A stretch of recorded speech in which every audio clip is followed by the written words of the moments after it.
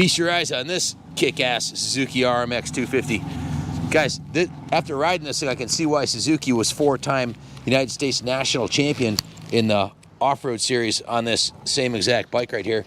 Guys, right out of the box, this bike was capable of winning at the local or national level. And even today, I believe it would be competitive in enduro or off-road exactly the way it is. I'm not sure how it survived the ides of time, but check it out. It's got the original rear fender with the original taillight, and it's never been looped out. The frame's perfectly straight, and it's loaded with goodies front to back. I guess we'll start at the front. It's got a brand new Dunlop tire on there, tube and rim strip. The rim is, as you can see, there's no road rash on the side of the rim. It's in really good condition. The fork lowers are excellent. The fork uppers, the chrome is excellent. The coating on the fork lowers is still mint. It's not all rashed out like most road race bikes would be. It's got the original headlight on here, has a Renthal handlebar, brand new bar, crossbar pad, brand new set of Pro Grip 801 black and yellows. The front brake fluid has just been serviced. The front brakes have been serviced. The brakes work fantastic, and you can definitely stop on a dime on this thing. The suspension feels great. It's got a beautiful Technocell seat cover on here. The original factory tank is in mint condition. I believe these are the original factory shrouds. I'm not positive. It's got a brand new set of graphics that Christy Steiger designed and manufactured for this motorcycle, including the beautiful graphics on the side panel here. This number 1 is a decal that will come off if you want to put your number on there, but if you want to leave it number 1, that'd be fine too. Let's take a look at the frame lowers on this, and it's just remarkable that an enduro bike has no dings in the frame, and the frame protector is perfect. The engine cases look brand new. The frame is in excellent condition. Come around this side right here. Check this side out. Yeah, this is a chromoly frame, right, Pops? Yep. And they're very easily dented, and this one's like brand new. They're hollow on the inside from the factory, so they super lightweight.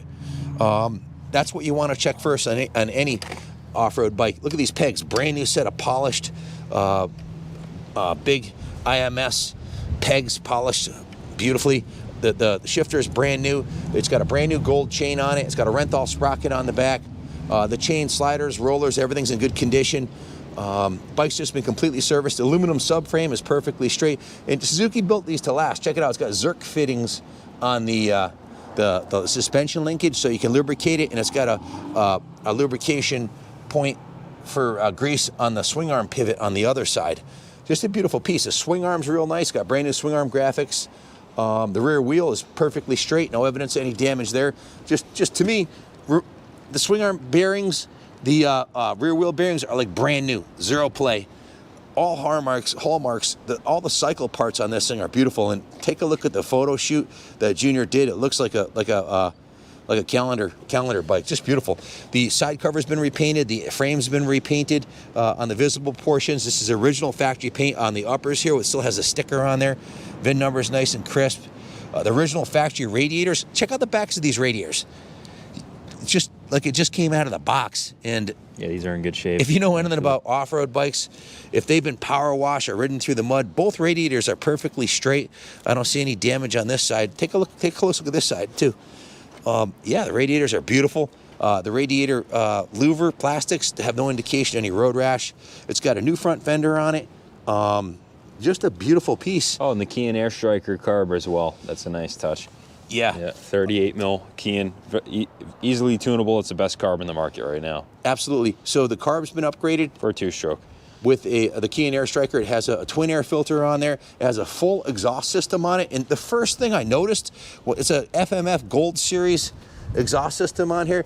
The very first thing I noticed as I rolled through the gears, it's very quiet. It's got, you know, the packing on the muffler is perfect, so it's very quiet in the 3,000 to 5,000 RPM range, and it's got a lot of torque. This thing pulls, and I was riding around, I was thinking that's how Suzuki tuned this thing for off-road riding, and I have their Billy printed this off here, right here. They won a 4-time U.S. National Enduro Champion, a winner in National GNCC Enduro in hare scrambles, and it scored numerous international 6-day Enduro medals.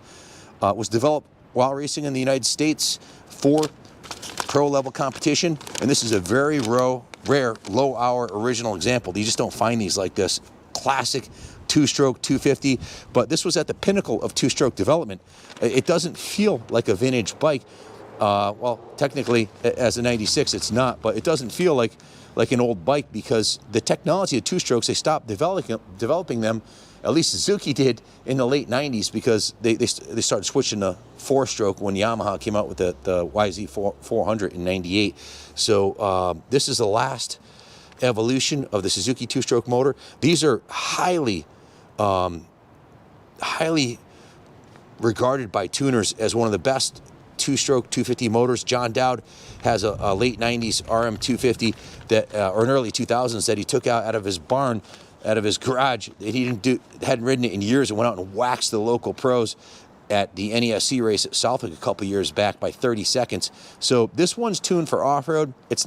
Doesn't have that super hit that the motocross bike would have, but when it gets on the pipe, it feels like a motocross bike. So the low-end power and grunt is there, but it still has the high-end over-rev you'd expect on a 250 two-stroke. Just a cool classic. Anything you want to add, Junior? The RMXs are kind of like hen's teeth. Billy Blythe, our purchase agent, trials guy, hare scrambles guy, raced the Isle Man 5 times. Racing hare scrambles all throughout the 70s, 80s, and 90s, and he says that he rarely saw the RMXs for whatever reason. Probably lower production than the RMs, but kick-ass bike, man. It's got the pedigree. So the technician who worked on it did a compression test. It's 170 PSI, which is perfect. Put a new NGK plug in it, did a full carb service, cleaned, rejetted, and tuned it for the FMF Gold Series exhaust. The fuel tank was flushed out. If you zoom in, you'll see there's new fuel lines, new vent lines. It's running new fuel and vent lines, and it's got fresh coolant in it and new gear lube. The transmission gear oil has been changed, has a new drain plug, bolt, and sealing washer. Obviously, new Dunlop D952 front tire and rear tire, a new rim lock, new tubes, and new rim strips. Spokes were adjusted, brand new gold drive chain, lubed and adjusted the cables, installed the new Renthal bars and the grips, did a full nut and bolt check, test rode it, and did a full go over on it. Then went to a detail shop where it was steam cleaned. They touched up the frame, the engine, the swing arm, the triple clamps, polished the spokes, the rims, the forks, put the Steiger graphics kit on it. It's a super rare investment quality two-stroke. When I say investment quality, you buy this bike right now, it's not. These are only going up in value. The 90s two-strokes, they don't make them anymore. I don't think any of the Japanese manufacturers have any intentions of upping the ante on their two-stroke game. You got to go to KTM, Gask, and Husky to get the new two-stroke technology, but this is a classic, and it's a well-preserved original. Not much else to say, man. This is the only RMX of this caliber we've had through the shop that I've seen. So if you have any questions about it, give us a call, 860-454-7024, and I'm going to roll it back into the museum where she'll be on display until somebody picks it up. Feels super tight. Suspension feels good. Just a kick-ass classic. Starts first kick, as you'd expect.